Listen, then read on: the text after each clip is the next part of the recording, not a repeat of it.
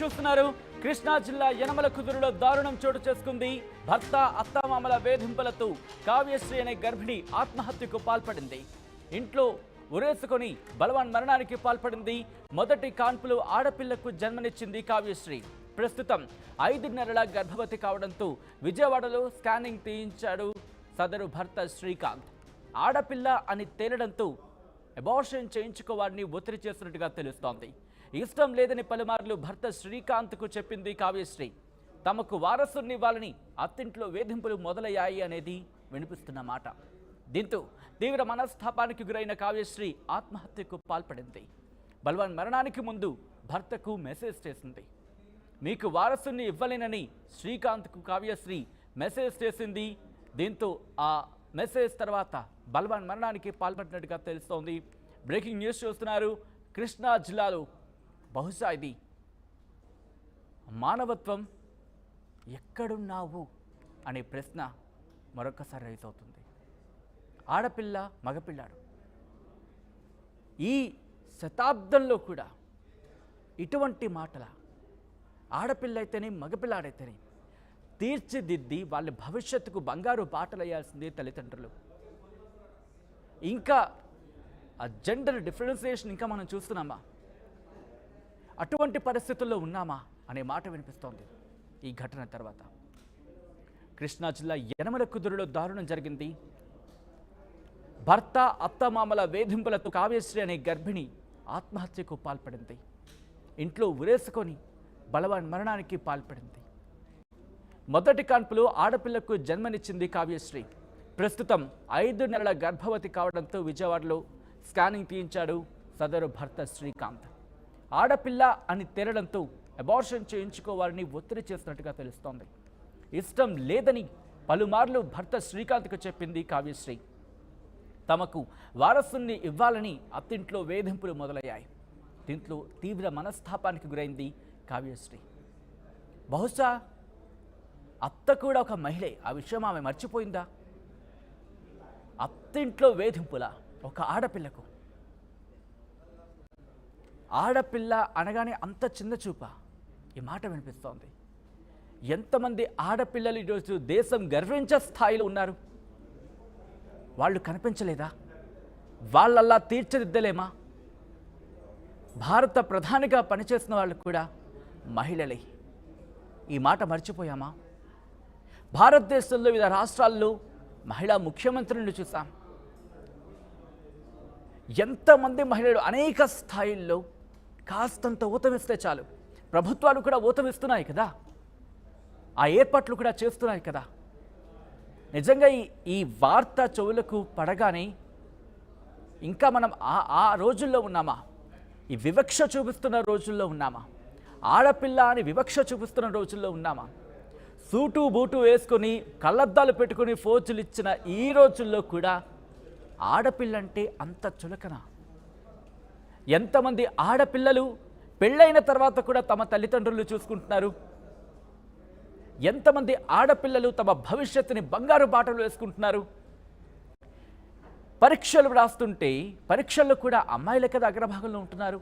అటువంటి అగ్రస్థానాన్ని సంపాదించుకుంటున్నారు. అటువంటి వివక్ష ఇంకా మనం చూస్తున్నామా? అత్తమామల, ముఖ్యంగా అత్త స్థానంలో మహిళ ఇలా చేయడం ఎంతవరకు సమంజసం? బ్రేకింగ్ న్యూస్ చూస్తున్నారు. కృష్ణా జిల్లాలో బహుశా అమానవీయ ఘటన అన్నల్లో తప్పులేదనిపిస్తోంది. ఎందుకంటే ఒక మహిళ అత్తింటి వేధింపులకు గురి కావడం ఒకెత్తైతే, అందున బహుశా చదువుకున్న వాళ్ళైతే తెలుసుంటుంది. జెండర్ విషయంలో, అవును, ఆడ మగ అనే విషయంలో నిర్ణయించగలిగేది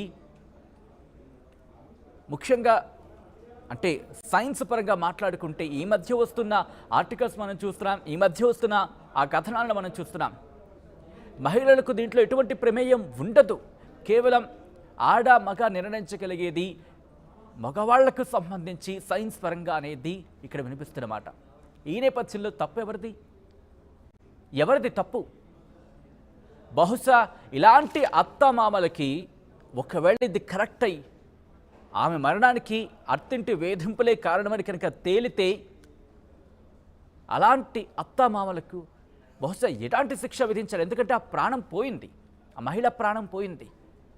ఏ శిక్ష వేసినా ఆ మహిళ ప్రాణం తిరిగి రాదు.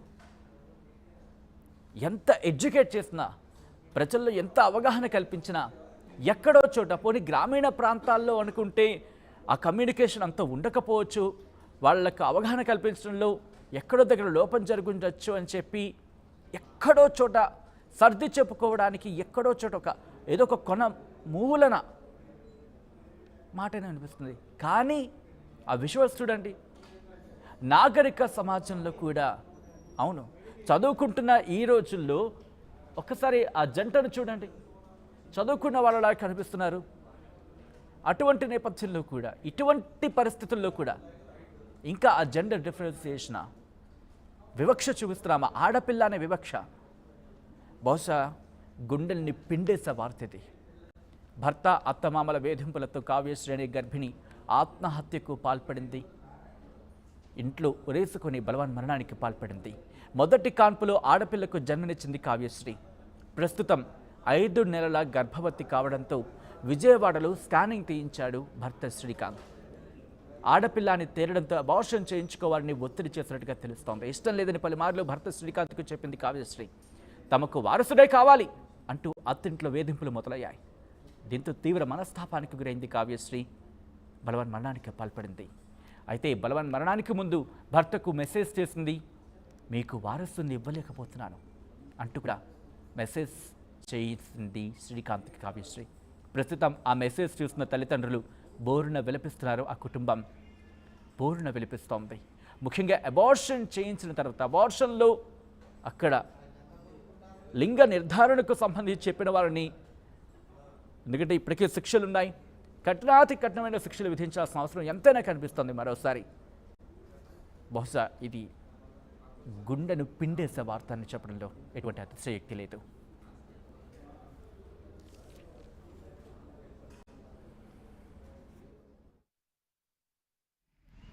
కావ్యశ్రీ అనే అమ్మాయి శ్రీకాంత్ అనే అబ్బాయిని 2 సంవత్సరాల క్రితం మ్యారేజ్ చేసుకుంది. ఆ అమ్మాయికి ఒక 10 నెలల పాప ఉంది. మళ్ళీ రెండోసారి ప్రెగ్నెంట్ వచ్చింది. అమ్మాయి అనుమానాస్పద స్థితిలో ఇంటి దగ్గర వాళ్ళ అమ్మా నాన్నగారి ఇంటి దగ్గర ఉరేసుకుని చనిపోవడం జరిగింది. పెనుమలూరు పోలీస్ స్టేషన్ దగ్గర నుంచి మేము కేసు కట్టి దర్యాప్తు చేస్తున్నాం. అందులో వివరాలన్నీ ఏంటి, ఎందువల్ల చనిపోయింది అనే విషయాల గురించి దర్యాప్తు చేసి ఆ కేసుని ఫైనలైజ్ చేస్తాం. ఇప్పుడు అది ఆ పిల్లకి స్కానింగ్ చేసి ఆడపిల్ల అని చెప్తే ఆపరేషన్కి నిరాకరించింది, బలవంతం చేస్తేనే చనిపోయిందని పేరెంట్ చెబుతున్నారు. ఇప్పుడు అసలు ఏ స్కానింగ్ సెంటర్ తీశారు ఏంటి అనేది ఏమైనా కనుక్కున్నారు సార్? ఇంకా అవన్నీ దర్యాప్తులో చేస్తాం. నా కూతురు ఇలా బుధవారం హాస్పిటల్కి తీసుకెళ్ళారు. నా కూతుర్ని తీసుకెళ్ళి ఆడపిల్ల అని తేలిందంట. ఆడపిల్ల అని తేలితే అలా అబార్షన్ చేయించుకుంటామని ఫోన్ చేశారు మాకు. ఫోన్ చేస్తే వద్దయ్యా తీపించుకోబాకండి అయ్యా, 5వ నెల అయ్యాక తీపించకూడదు ఆ పిల్లకి అని మేము చెప్పాము. తీపించుకుంటామంటే తీపించుకోవద్దని చెప్పాము. మేము చెప్పినా కానీ అనుకోకుండా గురువారం పొద్దున్నే వాళ్ళు హాస్పిటల్కి వెళ్ళి ఇలా మళ్ళీ సాయంత్రం 4:30కి మా ఇంటికి వచ్చేసారు. మా ఇంటికి వచ్చి పిల్లని నాకు ఇచ్చేసి మళ్ళీ బయటకు వెళ్ళారు. వాళ్ళు బయటకు హాస్పిటల్కి వెళ్ళారు. 10 నెలల పిల్ల ఆడపిల్ల, ఆ ఆడపిల్లని నాకు ఇచ్చేసేసి మళ్ళీ హాస్పిటల్కి వెళ్ళారు. వాళ్ళు హాస్పిటల్కి వెళ్తే అక్కడ డాక్టర్ గారు అన్నారంట, చెయ్యము, చేస్తే పెద్ద ప్రాణానికి ప్రమాదము, నువ్వు జీవితాంతం ఏడుస్తావా, ఆ పిల్ల లేకపోతే నువ్వు జీవితాంతం ఏడుస్తావు, మేము చెయ్యము అన్నారంట. ఆ మాట ఇంటికి వచ్చి చెప్పాడు. ఇట్లా నన్ను తిట్టారు అత్తయ్య, నీకు బుద్ధి లేదా అన్నారు, ఇట్లా చెయ్యము, పెద్ద ప్రాణం లేకపోతే నువ్వు జీవితాంతం ఏడుస్తావా అన్నారు. ఇంకా మానేసేసుకుని ఆ నైట్ 10ంటికి కానిస్టేబుల్ అంట, వాడు కానిస్టేబుల్ శ్యామ్ అంట, ఫోన్ చేసి నైట్ 10ంటికి రేపు పొద్దున్నే రండి, నా ఇన్ఫ్లుయెన్స్ వాడిచ్చి నేను చేపిస్తానని ఫోన్ చేశాడు. వాడు 10ంటికి రమ్మంటే వీళ్ళు 10ంటికి పొద్దున్న కూడా 10ంటికి వెళ్ళారు ఇంట్లో నుంచి. శుక్రవారం 10ంటికి వెళ్ళి 1:30కి వచ్చి అత్త చేస్తారంట, ఏమవ్వదంట, పిల్లకి 90% దాకా ఏమవ్వదంట, చేస్తారంట వాళ్ళు, ఇలా చేపించుకుంటాం అత్త అన్నారు. అంటే ఏంటయ్యా అసలు ఏం మాట్లాడుతున్నావు, డాక్టర్ గారు రాత్రి చెప్పారు కదా చేపిస్తే ఇలా ప్రాణానికి ప్రమాదం అని, డబ్బులు కాసిపడి చేస్తామంటారు, నువ్వు చేపిస్తావా, పిల్ల ప్రాణాలు రిస్క్లో పెడతావా అని కూడా మేము కోపడ్డాం. అబ్బాయిని కోపడితే ఇంకా ఏం మాట్లాడలేదు. ఇవాళ మగపిల్లల కన్నా ఆడపిల్లలే ఇదిగా ఉన్నారు, నువ్వు రాను ఆడపిల్లలు దొరకరు, ఇట్లా చేయబాకయ్యా, నెక్స్ట్ ప్లాన్ చేసుకో, నువ్వు మగపిల్లడు కావాలంటే అంటే నెక్స్ట్ ప్లాన్ చేసుకుంటే మళ్ళీ ఆడపిల్ల పుడితే అప్పుడన్నా తీపిచ్చాలి కదా అత్త అన్నాడు ఆ పిల్లోడు. అప్పుడన్నా తీపిచ్చాలి కదా, నెక్స్ట్ ప్లాన్ చేస్తే ఆడపిల్ల అయితే. ఈ పిల్ల నా పిల్ల చెప్పింది నాతో, అమ్మ వాళ్ళు ఎప్పుడు ఆడపిల్ల పుట్టినా తీపిస్తానే ఉంటారంటమ్మా, మగపిల్లోనికి అనేదాకా తీపిస్తానే ఉంటారంటమ్మా. మా మామయ్య కూడా ఆడపిల్ల, నా కూతురు ఇప్పుడు 10 నెలల పిల్ల ఉంది, ఆ పిల్లని ఎత్తుకోడంట, ఆ పిల్లని ఎత్తుకోకుండా మగపిల్లల్ని ఎత్తుకుంటాడంట. మా మామయ్య కూడా మగపిల్లల్ని అంటేనే ఇష్టం అమ్మా అని చెప్పింది ఆ పిల్ల. ఎవరైతే ఏమైందమ్మా, లేకపోతే అక్కడికి అన్నాను కూడా ఆ పిల్లతోటి, అమ్మ మీకు అంతగా వదిపోతే చిన్నపిల్ల 10 నెలల పిల్ల ఉంది, ఆ పిల్లని మాకు ఇచ్చేయండి, మా దగ్గర ఉంచుకుంటామని కూడా చెప్పాను ఆ పిల్లకి. అంతా విన్నాడు. మా కూతున్నారు, ఏంటమ్మా నువ్వేంటి మీ ఆయన ఇలా చెప్తున్నాడు, నువ్వేంటంటే నేను ఎటూ తేల్చుకోలేకపోతున్నాను డాడీ, ఎవరికి చెప్పుకోలేకపోతున్నాను డాడీ అంది. ఆ పిల్ల నాకు అంతకు ముందే చెప్పింది, అమ్మ మా అత్త కూడా నన్ను ఈ గోల పెడుతుందమ్మా, మా అత్త కూడా 2 అబార్షన్లు చేయించుకుంటుందంటమ్మా, చేయించుకోమందమ్మా నన్ను, నా కడుపులో బిడ్డ అత్తయ్య తంతుంది, నేను తీపించుకోలేను అత్తయ్య అన్నాను. అన్నా కానీ ఏమవుతుంది కావ్య, తీపించుకో, నేను అంతకుముందు 2 అబార్షన్లు చేయించుకున్నాను, నాకేమన్నా అయ్యిందా, నాకేం అవ్వలేదు, నీకేం కాదు చేపించుకో అందంట వాళ్ళ అత్తయ్య కూడా. అలా రకంగా పిల్లని మానసికంగా వారసుడు అని ఆ పిల్ల బ్రెయిన్ని ఇది చేసేసారు వాళ్ళందరూ కలిసి. ఆ నైటు వాళ్ళు 8ంటికి డాబా మీదకి వెళ్ళారు, 10ంటికి వచ్చారు. మరి ఆ పైన ఏం ఘర్షణ పడ్డారు, ఏం గొడవ పడ్డారు ఏమో నాకైతే తెలీదు. ఈ పిల్ల ఏడుస్తుందని కేకేశాను, అమ్మ కావ్య పిల్ల ఏడుస్తుంది రారా అని. ఆ పిల్ల గట్టిగా సీరియస్గా, అయితే ఏం చేయమంటావు, పిల్ల ఏడితే ఏం చేయమంటావు అని గట్టిగా సీరియస్గా ఉంది. నేను ఇంట్లోకి వెళ్ళి మా వారికి చెప్పాను, వీళ్ళు మళ్ళీ పైన ఏమన్నా నడుచుకుంటున్నారో ఏంటో అని. ఈయన బయటకు వచ్చి ఏ కావ్య కిందకి రండి అన్నాడు. ఈ కిందకు వచ్చేసారు, ఆయన పిలవగానే కిందకు వచ్చేసి ఒకళ్ళేమో బెడ్రూమ్లో ఒకళ్ళేమో హాల్లో ఉన్నారు. అన్నం పెట్టమంది, అన్నం పెట్టాను, మా ఆయనకి అన్నం పెట్టమ్మా అంది. పెట్టారు, రామ్మ నీకు కూడా ఇద్దరు కలిపి పెడతారా అంటే, నాకు వద్దమ్మా నాకు ఆకలి వేయట్లేదు అంది. సరే అని ఆ అబ్బాయికి పెట్టి ఈ పిల్లకేమో అన్నం కలిపి తినిపించాను. ఇంకా వెళ్ళి వద్దంటే అట్టమ్మా కడుపుతో ఉండి అన్నం తినకపోతే అని ఆ పిల్లకి అన్నం తినిపించాను నేను వెళ్ళి. మరి ఇంక తెల్లారి పొద్దున్న లేచి మరి వాళ్ళు ఏం మాట్లాడుకుంటున్నారో ఏంటో మరి నాకైతే ఏం తెలియదు. ఇంకా లేచి నేను వంట చేసుకుంటున్నాను, వాళ్ళిద్దరు బెడ్రూమ్లో ఉన్నారు, మరి ఏం మాట్లాడుకున్నారో నాకైతే తెలీదు. ఆ పిల్ల మెసేజ్ పెట్టి బాత్రూంలోకి వెళ్ళింది. ఆ బాత్రూంలోకి వెళ్ళినప్పుడు ఆ మెసేజ్ చూశాడంట అబ్బాయి. మెసేజ్ చూసినప్పుడు అత్త ఇట్లా మెసేజ్ పెట్టింది అనొచ్చుగా, నేను అడుగుతుండేనేమో నన్ను బెదిరించడానికి పెట్టింది అనుకుని నేను చెప్పలేదు అత్తయ్య మీకు అంటున్నాడు. ఆ మెసేజ్ అప్పుడే చూసినట్టు ఇవాళ నా బిడ్డ నాకు దక్కేది, ఇవాళ నా బిడ్డ నాకు దక్కకుండా పోయింది. అసలు స్కానింగ్ ఏ హాస్పిటల్ చూపించారండి? అది చెప్పట్లేదండి, వాళ్ళు తీయించుకున్నారు వెళ్ళి. ఆ కానిస్టేబుల్ ఎక్కడ చేస్తాడమ్మా? అక్కడ మొగలరాజపురంలో చేస్తాడు. ఆయనే చేశాడండి మా కొంపకి తిప్పలు. ఆ శ్యామ్ అన్న అతను కానిస్టేబుల్ ఆయన చేసే, వీళ్ళు మేము చెప్తే ఇన్ని డ్రాప్ అయిపోయారు. ఆయన ఫోన్ చేసి రా నేను ఇన్ఫ్లుయెన్స్ వాడి నీకు చేపిస్తాను రా అన్నాడు అని ఒత్తిడి చేస్తే వీళ్ళు వెళ్ళారు. ఇంకా మళ్ళీ అబార్షన్ హాస్పిటల్ చేశారు. అబార్షన్ ఇంకా చేయించుకోవాలి, చేయించుకుంటామని చెప్పారు. ఈ సంఘటన మీ ఇంట్లో జరిగిందా? మా ఇంట్లో జరిగింది. మా ఇంటికి వచ్చారు వీళ్ళు గురువారం. వాళ్ళ ఇంట్లో ఇక్కడ తండ్రిగా వాళ్ళ ఇంట్లో వాదన అయిపోయింది, మా ఇంటికి వచ్చారు పిల్లని తీసుకోండి. తండ్రి కైటు నున్న దగ్గర. ఇప్పుడు ఏమంటారు? నా పిల్లని మానసిక హింసించారండి. వారసుడు అని హింసించారు. ఆ పిల్ల మానసిక ఒత్తిడికి ఇదైపోయి ఆ పిల్ల అందరూ టార్చర్ ఇదైపోయింది. ఆ పిల్ల అటు అత్తకి చెప్పుకోలేక, మామకి చెప్పుకోలేక, మొగుడికి చెప్పుకోలేక ఆ ఫోన్లో మెసేజ్ కూడా పెట్టింది.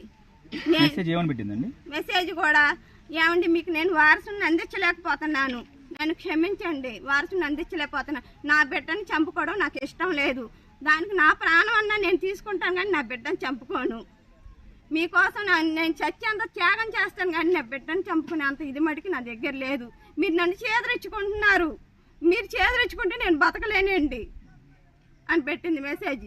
అది పెట్టి మళ్ళీ తర్వాత ఇంకోటేమో పిల్ల 10 నెలల పాప ఉందిగా, ఆ పాపను మటుకి ఎవరికి ఇవ్వద్దమ్మా, మీరే పెంచుకోండి, అమ్మ నాన్న మీరే పెంచుకోండి, ఆ పాపను మటుకి ఎవరికి ఇవ్వద్దు. మీ అల్లుడు ఏం చేస్తాడమ్మా? టౌన్ ప్లానింగ్ అండి. ఎక్కడ? ఈ పాతపాడులో సచివాలయంలో టౌన్ ప్లానింగ్. అంత ఉద్యోగస్తుడు అయ్యి ఉండి ఆడపిల్ల విషయంలో ఎంత మూర్ఖంగా ఆలోచించి ఆ పిల్లని బలి తీసుకున్నాడు కదా. ఇవాళ నా బిడ్డ నాకు వచ్చిద్దండి, అతనికి ఏముంది ఇంకోటి చేసుకుంటాడు, 10 మంది వారసులు కానీ వంశం పెంచుకుంటాడు, నా బిడ్డ నాకు వచ్చిద్దా? నా బిడ్డ నాకు రాదు కదా. నా బిడ్డ నాకు తిరిగి తెచ్చిమ్మనండి, నా బిడ్డ నాకు తిరిగి